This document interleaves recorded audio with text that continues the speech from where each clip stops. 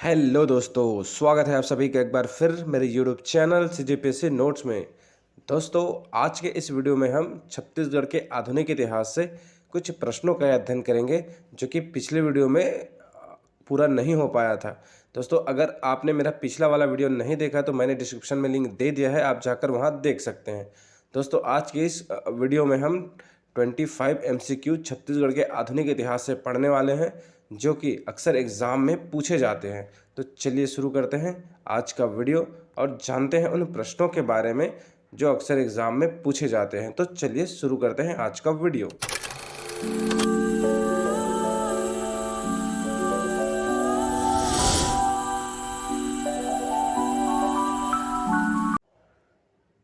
दोस्तों, चलिए शुरू करते हैं आज का वीडियो। आज का हमारा पहला प्रश्न है, गांधी जी का द्वितीय छत्तीसगढ़ आगमन कब हुआ था?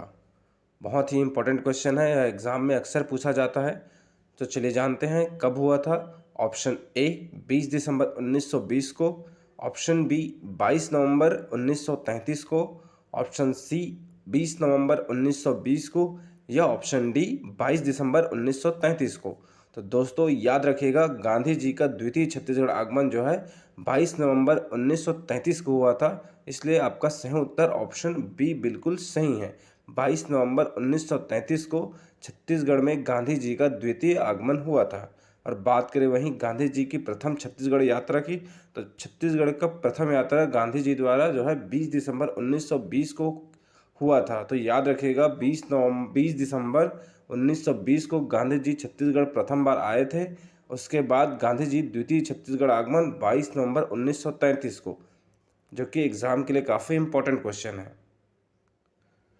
दोस्तों, गांधी जी से रिलेटेड कुछ और क्वेश्चन हैं जो एग्ज़ाम में अक्सर पूछ लिए जाते हैं, जैसा कि गांधी जी जो कि द्वितीय छत्तीसगढ़ आए थे, किस कारण से आए थे? तो याद रखिएगा, गांधी जी का द्वितीय छत्तीसगढ़ आगमन जो है हरिजन उत्थान या दलित उत्थान के लिए आए थे।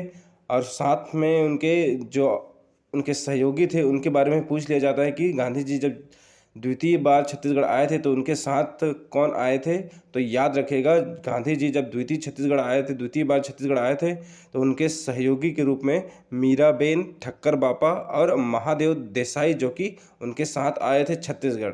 तो याद रखिएगा, कभी कभी एग्ज़ाम में अक्सर पूछ लिया जाता है। दोस्तों, आज का हमारा दूसरा प्रश्न है, गांधी जी मीमांसा किसकी रचना है? ऑप्शन ए पंडित सुंदरलाल शर्मा की, ऑप्शन बी रविशंकर शुक्ला की, ऑप्शन सी रामदयाल तिवारी की या ऑप्शन डी घनश्याम सिंह गुप्त की। तो दोस्तों याद रखिए, यह भी बहुत ही इंपॉर्टेंट क्वेश्चन है। गांधी मीमांसा जो है रामदयाल तिवारी की रचना है, इसलिए आपका सही उत्तर हो जाएगा ऑप्शन सी। रामदयाल तिवारी की रचना है गांधी मीमांसा, जो कि अक्सर एग्जाम में पूछा जा सकता है। तो याद रखेगा, गांधी मीमांसा रामदयाल तिवारी की रचना है। दोस्तों, चलिए अगला प्रश्न देखते हैं। शिक्षा मंदिर योजना से निम्न सदस्य संबंधित है? Option A Pandit Sundarlal Sharma, option B Ravishankar Shukla, option C Ramdayal Tiwari या ऑप्शन डी घनश्याम सिंह गुप्त। तो दोस्तों याद रखिएगा, शिक्षा मंदिर योजना से जो है रविशंकर शुक्ला संबंधित है, इसलिए आपका सही उत्तर हो जाएगा ऑप्शन बी। शिक्षा मंदिर योजना से रविशंकर शुक्ला संबंधित है, इसलिए ऑप्शन बी बिल्कुल सही उत्तर है। रविशंकर शुक्ला शिक्षा मंदिर योजना से संबंधित है। दोस्तों, चलिए अगला प्रश्न देखते हैं। 1940 में रायपुर के गांधी चौक में बने कांग्रेस भवन का उद्घाटन करने आए थे? Option A Gandhi ji, option B Vallabh Bhai Patel, option C Miraben या ऑप्शन डी सी राजगोपालाचारी। तो दोस्तों आपका सही उत्तर हो जाएगा ऑप्शन बी, वल्लभ भाई पटेल जो है रायपुर के गांधी चौक में बने कांग्रेस भवन का उद्घाटन करने आए थे। दोस्तों याद रखिएगा, यह क्वेश्चन एग्जाम में पूछा जा चुका है। तो याद रखिएगा, रायपुर के गांधी चौक में बने कांग्रेस भवन का उद्घाटन वल्लभ भाई पटेल करने आए थे। ऑप्शन बी बिल्कुल सही उत्तर है। दोस्तों, आज का हमारा पांचवा प्रश्न है, वायसराय के काउंसिल सदस्यों में छत्तीसगढ़ के कौन सदस्य शामिल थे? Option A Ravishankar Shukla, option B E Raghavendra Rao, option C Pandit Sundarlal Sharma या ऑप्शन डी राम गोपाल तिवारी। तो दोस्तों याद रखिएगा, वायसराय के काउंसिल सदस्य में जो है ई राघवेंद्र राव सदस्य थे अपने छत्तीसगढ़ के। तो ऑप्शन बी बिल्कुल सही उत्तर है। ई राघवेंद्र राव वायसराय के काउंसिल सदस्यों में छत्तीसगढ़ के सदस्य शामिल थे। ई राघवेंद्र राव, यह आईएमपी क्वेश्चन है जो एग्जाम में पूछा जा सकता है। तो याद रखिएगा, वायसराय के काउंसिल सदस्य में छत्तीसगढ़ के सदस्य थे ई राघवेंद्र राव। ऑप्शन बी बिल्कुल सही है। दोस्तों चलिए अगला क्वेश्चन देखते हैं। अग्रदूत पत्रिका किसकी रचना है? ऑप्शन ए केशव प्रसाद वर्मा की, option B E Raghavendra Rao की, ऑप्शन सी पंडित सुंदरलाल शर्मा की, या ऑप्शन डी राम गोपाल तिवारी की। तो दोस्तों याद रखिएगा, अग्रदूत पत्रिका जो है केशव प्रसाद वर्मा की पत्रिका है, जो कि ऑप्शन ए बिल्कुल सही है। अग्रदूत पत्रिका केशव प्रसाद वर्मा से संबंधित है, जो कि अक्सर एग्जाम में पूछा जा सकता है। तो याद रखिएगा, अग्रदूत पत्रिका केशव प्रसाद वर्मा से संबंधित है। दोस्तों चलिए अगला प्रश्न देखते हैं। दुर्ग के कचहरी में आग किसके द्वारा लगाई गई थी? दोस्तों यह बहुत ही इंपॉर्टेंट क्वेश्चन है, बार बार यह क्वेश्चन पूछा जाता है। तो चलिए जानते हैं कि दुर्ग की कचहरी में किसने आग लगाई थी। ऑप्शन ए रघुनंदन सिंह रावल ने, option B E Raghavendra Rao ने, ऑप्शन सी पंडित सुंदरलाल शर्मा ने, या ऑप्शन डी राम गोपाल तिवारी ने। तो दोस्तों याद रखिएगा, दुर्ग के कचहरी में जो है रघुनंदन सिंह रावल ने आग लगाई थी। ऑप्शन ए बिल्कुल सही उत्तर है। तो याद रखिएगा, दुर्ग के कचहरी में आग लगाने वाला रघुनंदन सिंह रावल था, जो कि एग्जाम में कई बार पूछा जा चुका है। तो याद रखिएगा, दुर्ग के कचहरी में आग लगाने वाला रघुनंदन सिंह रावल थे। ऑप्शन ए बिल्कुल सही उत्तर है। दोस्तों अगर आप मेरे चैनल पर नए हैं तो चैनल को सब्सक्राइब कर लीजिएगा, बेल आइकन को प्रेस कर लीजिएगा और ऑल पे क्लिक कर लीजिएगा, ताकि मेरा जब भी वीडियो आए आपको नोटिफिकेशन मिलते रहे। और दोस्तों मेरा और वीडियो देखने के लिए मेरे चैनल पर क्लिक करिएगा। उसके बाद है प्लेलिस्ट में जाइएगा। प्लेलिस्ट में जाने के बाद आप देख सकते हैं patwari exam, India GK, Indian history GK, computer से रिलेटेड, छत्तीसगढ़ से रिलेटेड यहाँ पे वीडियो मिल जाएंगे, संविधान से रिलेटेड और छत्तीसगढ़ की हिस्ट्री का पूरा वीडियो मिल जाएगा। तो दोस्तों आप देख सकते हैं। दोस्तों चलिए अगला प्रश्न देखते हैं। रायपुर षड्यंत्र केस के प्रमुख नेता कौन थे? यह भी एग्जाम में अक्सर पूछा जाता है। तो चलिए जानते हैं रायपुर षड्यंत्र केस के प्रमुख नेता का नाम। Option A Parshuram Soni, option B Shivnandan, option C Girilal Lohar, या ऑप्शन डी डॉक्टर सूर। तो दोस्तों याद रखिएगा, रायपुर षड्यंत्र केस के प्रमुख नेता हैं परशुराम सोनी। ऑप्शन ए बिल्कुल सही उत्तर है। तो याद रखिएगा, रायपुर षड्यंत्र केस के प्रमुख नेता का नाम है परशुराम सोनी। और बात करें वही मुखबिर की, तो रायपुर षड्यंत्र केस के मुखबिर थे शिवनंदन, जो कि एग्जाम में क्वेश्चन पूछा जा चुका है कि रायपुर षड्यंत्र केस के मुखबिर का नाम क्या है। तो शिवनंदन याद रखिएगा, शिवनंदन जो है रायपुर षड्यंत्र केस के मुखबिर थे और परशुराम सोनी जो है रायपुर षड्यंत्र केस के नेता थे। दोस्तों चलिए अगला प्रश्न देखते हैं। रायपुर डायनामाइट कांड के प्रमुख नेता थे। ऑप्शन ए बिलख नारायण अग्रवाल, ऑप्शन बी पंडित रविशंकर शुक्ल, ऑप्शन सी पंडित सुंदरलाल शर्मा, या ऑप्शन डी ठाकुर प्यारेलाल सिंह। दोस्तों याद रखिएगा, रायपुर डायनामाइट कांड के प्रमुख नेता थे बिलख नारायण अग्रवाल, जो कि ऑप्शन ए बिल्कुल सही है। यह भी एग्जाम में पूछा जाता है। तो याद रखिएगा, रायपुर डायनामाइट कांड के प्रमुख नेता बिलख नारायण अग्रवाल थे। ऑप्शन ए बिल्कुल सही है। दोस्तों चलिए अगला प्रश्न देखते हैं। 15 अगस्त 1947 को रायपुर के गांधी चौक पर झंडारोहण किसने किया था? ऑप्शन ए वामनराव लाखे ने, ऑप्शन बी पंडित रविशंकर शुक्ला ने, ऑप्शन सी घनश्याम सिंह गुप्त ने, या ऑप्शन डी राम गोपाल तिवारी ने। तो दोस्तों याद रखिएगा, यह क्वेश्चन बार बार पूछा जाता है कि तो चलिए जानते हैं गांधी चौक पर झंडारोहण किसने किया था। तो आपका सही उत्तर हो जाएगा ऑप्शन ए वामनराव लाखे ने रायपुर के गांधी चौक पर झंडारोहण किया था 15 अगस्त 1947 को। तो याद रखिएगा, वामनराव लाखे ने रायपुर के गांधी चौक पर झंडारोहण किया था। और बात करें वहीं घनश्याम सिंह गुप्त की, तो घनश्याम सिंह गुप्त जो है दुर्ग में झंडारोहण किए थे। और बात करें रविशंकर शुक्ल की, तो रविशंकर शुक्ल जो है नागपुर के सीतावाड़ी किला में झंडारोहण किया था। बात करें राम गोपाल तिवारी की, तो राम गोपाल तिवारी जो है बिलासपुर में झंडारोहण किए थे। तो दोस्तों कभी कभी इन चारों के नाम याद रखिएगा, एग्ज़ाम में पूछ लिया जाता है इन चारों से। तो चलिए एक बार फिर देखते हैं। रायपुर में जो है वामनराव लाखे ने झंडारोहण किया था। पंडित रविशंकर शुक्ला ने जो है नागपुर के सीतावाड़ी किला पे झंडारोहण किए थे। और घनश्याम सिंह गुप्त जो है दुर्ग में झंडारोहण किया था। और बिलासपुर में राम गोपाल तिवारी ने झंडारोहण किया था 15 अगस्त 1947 में। तो याद रखें, इनसे क्वेश्चन अक्सर पूछे जाते हैं। दोस्तों चलिए अगला प्रश्न देखते हैं। निम्न में से हलबा विद्रोह के नेता कौन थे? ऑप्शन ए अजमेर सिंह थे, ऑप्शन बी गेंद सिंह थे, ऑप्शन सी दलगंजन सिंह थे, या ऑप्शन डी हिड़मा माझी थे। तो दोस्तों याद रखिएगा, हलबा विद्रोह के नेता का नाम है अजमेर सिंह। ऑप्शन ए बिल्कुल सही है। तो याद रखिएगा, यह भी एग्जाम में पूछा जा चुका है कि हलबा विद्रोह के नेता कौन थे। तो हलबा विद्रोह के नेता जो है अजमेर सिंह थे। बात करें वहीं गेंद सिंह की, तो गेंद सिंह जो है परलकोट विद्रोह के नेता थे। यह भी एग्जाम में पूछा जा चुका है। बात करें दलगंजन सिंह की, तो दलगंजन सिंह जो है तारापुर विद्रोह के नेता थे। और बात करें हिड़मा माझी की, तो हिड़मा माझी जो है मेरिया विद्रोह के नेता थे। तो याद रखिएगा, ये चारों नाम बहुत ही इंपॉर्टेंट है, इनसे अक्सर क्वेश्चन पूछे जाते हैं। चलिए एक बार फिर देखते हैं। हलबा विद्रोह के नेता का नाम है अजमेर सिंह, परलकोट विद्रोह के नेता का नाम है गेंद सिंह, और तारापुर विद्रोह के नेता का नाम है दलगंजन सिंह, और मेड़िया विद्रोह के नेता का नाम है हिड़मा माझी, जो अक्सर एग्जाम में पूछा जाता है। तो याद रखिएगा। दोस्तों चलिए अगला प्रश्न देखते हैं। लिंगागिरी विद्रोह के प्रमुख नेता कौन थे?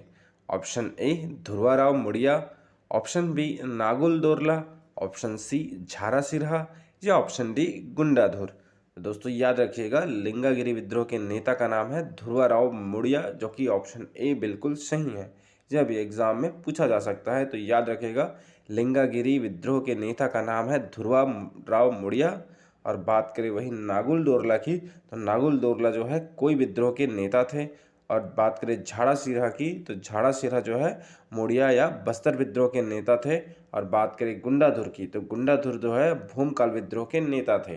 तो याद रखिएगा, इन चारों नाम से भी क्वेश्चन पूछे जाते हैं। तो यह चारों नाम याद रखिएगा। चलिए एक बार और याद करते हैं।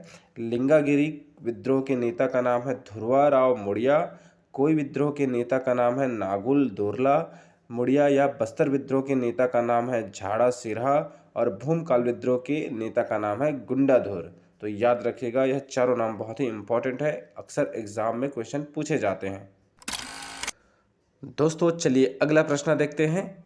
भारत के असहयोग आंदोलन के समय कौन सा जंगल सत्याग्रह हुआ था? ऑप्शन ए सिहावा जंगल सत्याग्रह, ऑप्शन बी गट्टा सिल्ली सत्याग्रह, ऑप्शन सी पौड़ी ग्राम जंगल सत्याग्रह, या ऑप्शन डी मोहबना जंगल सत्याग्रह। दोस्तों याद रखिएगा, भारत के असहयोग आंदोलन के समय जो है सिहावा जंगल सत्याग्रह शुरू हुआ था। ऑप्शन ए बिल्कुल सही उत्तर है। यह भी क्वेश्चन बार बार पूछा जा चुका है। तो याद रखिएगा, सिहावा जंगल सत्याग्रह असहयोग आंदोलन के समय शुरू हुआ था, जो कि एग्ज़ाम में कई बार पूछा जा चुका है। सिहावा जो कि धमतरी में आता है। सिहावा जंगल सत्याग्रह के प्रमुख नेता का नाम है पंडित सुंदरलाल शर्मा। यह भी एग्ज़ाम में पूछा जा चुका है। तो याद रखिएगा, भारत के असहयोग आंदोलन के समय सिहावा जंगल सत्याग्रह हुआ था। बाकी जो है सभी जंगल सत्याग्रह सविनय अवज्ञा आंदोलन के दौरान हुआ था। बाकी ये तीनों जो है सविनय अवज्ञा आंदोलन के दौरान जंगल सत्याग्रह शुरू हुआ था। मात्र एक सिहावा जंगल सत्याग्रह जो है असहयोग आंदोलन के समय शुरू हुआ था, जो कई बार एग्जाम में पूछा जा चुका है। तो याद रखिएगा, ऑप्शन ए बिल्कुल सही उत्तर है। असहयोग आंदोलन के समय सिहावा जंगल सत्याग्रह हुआ था। दोस्तों चलिए अगला प्रश्न देखते हैं। किस जंगल सत्याग्रह में गोली चालन हुआ था? ऑप्शन ए रुद्री नवागांव सत्याग्रह में, ऑप्शन बी गट्टा छिल्ली जंगल सत्याग्रह में, ऑप्शन सी पौड़ी ग्राम जंगल सत्याग्रह में, या ऑप्शन डी मोहबना जंगल सत्याग्रह में। तो दोस्तों याद रखिएगा, एकमात्र जंगल सत्याग्रह था जिसमें गोली का चालन हुआ था, वो है ऑप्शन ए रुद्री नवागांव सत्याग्रह में गोली चालन हुआ था, जो कि एक क्रांतिकारी की मृत्यु हो गई थी जिसका नाम है सिंधु कुमार। तो दोस्तों याद रखिएगा, रुद्री नवागांव जंगल सत्याग्रह में गोली चालन हुआ था जिसमें सिंधु कुमार की मृत्यु हो गई थी। तो याद रखिएगा, यह एकमात्र जंगल सत्याग्रह जिसमें गोली चालन हुआ था, रुद्री नवागांव जंगल सत्याग्रह में। दोस्तों चलिए अगला प्रश्न देखते हैं। छत्तीसगढ़ का कौन सा नेता इंडियन हाउस जो कि लंदन में है से संबंधित है? Option A Raghavendra Rao, option B Pandit Sundarlal Sharma, option C Pandit Ravishankar Shukla या ऑप्शन डी राम गोपाल तिवारी। तो दोस्तों याद रखिएगा, छत्तीसगढ़ का एकमात्र नेता जो है इंडियन हाउस जो कि लंदन में स्थित है से संबंधित है ऑप्शन ए राघवेंद्र राव। अक्सर एग्जाम में पूछा जाता है, तो याद रखिएगा छत्तीसगढ़ का एकमात्र नेता इंडियन हाउस जो कि लंदन में है राघवेंद्र राव से संबंधित है। तो ऑप्शन ए बिल्कुल सही उत्तर है। दोस्तों चलिए अगला प्रश्न देखते हैं। बद्राटोला जंगल सत्याग्रह में किस नेता की मृत्यु हो गई थी? ऑप्शन ए रामधीन गोंड की, ऑप्शन बी धनीराम की, ऑप्शन सी समारू बरई की या ऑप्शन डी जगत राम की। तो दोस्तों याद रखिएगा, बद्राटोला जंगल सत्याग्रह में रामदीन गोंड की मृत्यु हो गई थी। तो ऑप्शन ए बिल्कुल सही है, बद्राटोला जंगल सत्याग्रह में रामदीन गोंड नेता की मृत्यु हो गई थी। ऑप्शन ए बिल्कुल सही उत्तर है। दोस्तों चलिए अगला प्रश्न देखते हैं। बाल समाज पुस्तकालय का गठन कहाँ पर किया गया था? ऑप्शन ए रायपुर में, ऑप्शन बी बिलासपुर में, ऑप्शन सी रायगढ़ में या ऑप्शन डी धमतरी में। तो दोस्तों याद रखिएगा, यह एग्जाम में पूछा जा सकता है कि बाल समाज पुस्तकालय का गठन कहाँ पर किया गया है। तो आपका सही उत्तर हो जाएगा ऑप्शन बी, बिलासपुर में जो है बाल समाज पुस्तकालय का गठन किया गया है। इसलिए आपका सही उत्तर हो जाएगा ऑप्शन बी, बिलासपुर। दोस्तों चलिए अगला प्रश्न देखते हैं। किस जंगल सत्याग्रह के दौरान बालिका दयावती ने एसडीओ एमपी दुबे को थप्पड़ मारा था? ऑप्शन ए तमोरा जंगल सत्याग्रह में, ऑप्शन बी लबरा ग्राम जंगल सत्याग्रह में, ऑप्शन सी बांधाखार जंगल सत्याग्रह में या ऑप्शन डी पौड़ी ग्राम जंगल सत्याग्रह में। तो दोस्तों याद रखेगा, आपका सही उत्तर हो जाएगा ऑप्शन ए तमोरा जंगल सत्याग्रह में बालिका सत्यावती ने एसडीओ एमपी दुबे को थप्पड़ मारा था, जो कि एग्जाम में पूछा जा सकता है। तो याद रखिएगा, तमोरा जंगल सत्याग्रह में बालिका दयावती ने एसडीओ एमपी दुबे को थप्पड़ मारा था। इसलिए आपका सही उत्तर हो जाएगा ऑप्शन ए तमोरा जंगल सत्याग्रह। दोस्तों चलिए अगला प्रश्न देखते हैं। छत्तीसगढ़ के सहकारिता आंदोलन के जनक माने जाते हैं? Option A Thakur Pyarelal Singh, option B Pandit Sundarlal Sharma, option C Guru Ghasidas या ऑप्शन डी खूबचंद बघेल। तो दोस्तों यह क्वेश्चन बहुत ही इंपॉर्टेंट है, एग्जाम में पूछा जा सकता है। तो याद रखिएगा, छत्तीसगढ़ के सहकारिता आंदोलन के जनक ठाकुर प्यारेलाल सिंह को माना जाता है। इसलिए आपका सही उत्तर हो जाएगा ऑप्शन ए, छत्तीसगढ़ के सहकारिता आंदोलन के जनक ठाकुर प्यारेलाल सिंह थे। दोस्तों चलिए अगला प्रश्न देखते हैं। छत्तीसगढ़ के अस्पृश्यता आंदोलन के जनक माने जाते हैं? Option A Thakur Pyarelal Singh, option B Pandit Sundarlal Sharma, option C Guru Ghasidas या ऑप्शन डी खूबचंद बघेल। तो दोस्तों याद रखिएगा, छत्तीसगढ़ के अस्पृश्यता आंदोलन के जनक जो है पंडित सुंदरलाल शर्मा को माने जाता है। तो याद रखिएगा, ऑप्शन बी बिल्कुल सही उत्तर है, छत्तीसगढ़ के अस्पृश्यता आंदोलन के जनक पंडित सुंदरलाल शर्मा हैं। दोस्तों चलिए अगला प्रश्न देखते हैं। छत्तीसगढ़ के सामाजिक क्रांति के जनक माने जाते हैं? Option A Thakur Pyarelal Singh, option B Pandit Sundarlal Sharma, option C Guru Ghasidas या ऑप्शन डी खूबचंद बघेल। तो दोस्तों याद रखिएगा, छत्तीसगढ़ के सामाजिक क्रांति के जनक गुरु घासीदास को माना जाता है। इसलिए आपका सही उत्तर हो जाएगा ऑप्शन सी, गुरु घासीदास को छत्तीसगढ़ के सामाजिक क्रांति के जनक माने जाते हैं। दोस्तों चलिए अगला प्रश्न देखते हैं। छत्तीसगढ़ के किसान आंदोलन के जनक माने जाते हैं? Option A Thakur Pyarelal Singh, option B Pandit Sundarlal Sharma, option C Guru Ghasidas या ऑप्शन डी खूबचंद बघेल। तो दोस्तों याद रखिएगा, छत्तीसगढ़ के किसान आंदोलन के जनक जो है खूबचंद बघेल को माना जाता है। इसलिए आपका सही उत्तर हो जाएगा ऑप्शन डी, खूबचंद बघेल को छत्तीसगढ़ के किसान आंदोलन का जनक माना जाता है। ऑप्शन डी खूबचंद बघेल बिल्कुल सही उत्तर है। दोस्तों चलिए अगला प्रश्न देखते हैं। मुड़िया विद्रोह के दमनकर्ता कौन थे? Option A Mac George, option B mister Blunt, option C captain Agnew या ऑप्शन डी मिस्टर क्राफर्ड। तो दोस्तों याद रखिएगा, मुड़िया विद्रोह के दमनकर्ता का नाम है मैक जॉर्ज। ऑप्शन ए बिल्कुल सही उत्तर है। तो याद रखिएगा, मुड़िया विद्रोह से संबंधित है मैक जॉर्ज, जो कि दमनकर्ता थे। तो याद रखिएगा, मुड़िया विद्रोह के दमनकर्ता का नाम है मैक जॉर्ज। ऑप्शन ए बिल्कुल सही उत्तर है। दोस्तों चलिए अगला प्रश्न देखते हैं। हिंदी प्रारूप समिति के अध्यक्ष के रूप में शामिल छत्तीसगढ़ के निम्नलिखित में से सदस्य थे। ऑप्शन ए Ghanshyam Singh Gupt, option B Sundarlal Sharma, option C Ravishankar Shukla या ऑप्शन डी रामगोपाल तिवारी।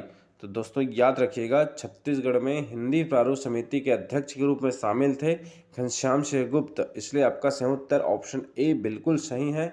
हिंदी प्रारूप समिति के अध्यक्ष के रूप में घनश्याम सिंह गुप्त शामिल थे छत्तीसगढ़ के। तो याद रखिएगा, घनश्याम सिंह गुप्त जो है ऑप्शन ए बिल्कुल सही उत्तर। दोस्तों चलिए अगला प्रश्न देखते हैं। किस विद्रोह में धावड़ा वृक्ष की टहनी को प्रतीक के रूप में उपयोग किया गया था? ऑप्शन ए हल्बा विद्रोह में, ऑप्शन बी परलकोट विद्रोह में, ऑप्शन सी मेरिया विद्रोह में या ऑप्शन डी तारापुर विद्रोह में। तो दोस्तों याद रखिएगा, धावड़ा वृक्ष की टहनी को प्रतीक के रूप में उपयोग किया गया था परलकोट विद्रोह में। ऑप्शन बी बिल्कुल सही उत्तर है। यह भी क्वेश्चन पूछा जा चुका है, तो याद रखिएगा, धावड़ा वृक्ष की टहनी का प्रतीक के रूप में उपयोग परलकोट विद्रोह में हुआ था। ऑप्शन बी बिल्कुल सही उत्तर है। तो दोस्तों आज के वीडियो में बस इतना ही। आज के वीडियो में हम छत्तीसगढ़ के आधुनिक इतिहास से कुछ प्रश्नों का अध्ययन किए हैं, जो कि आने वाले सभी एग्जामों के लिए काफ़ी इम्पोर्टेंट है। इससे अक्सर क्वेश्चन पूछे जाते हैं। अगर मेरा यह वीडियो आपको अच्छा लगे तो लाइक, कमेंट, शेयर और सब्सक्राइब जरूर करें। धन्यवाद। मिलते हैं अगले वीडियो में। अगले वीडियो में हम छत्तीसगढ़ के कुछ और प्रश्नों का अध्ययन करेंगे जो एग्ज़ाम में पूछे जाते हैं। तो मिलते हैं अगले वीडियो में। जय भारत, जय छत्तीसगढ़।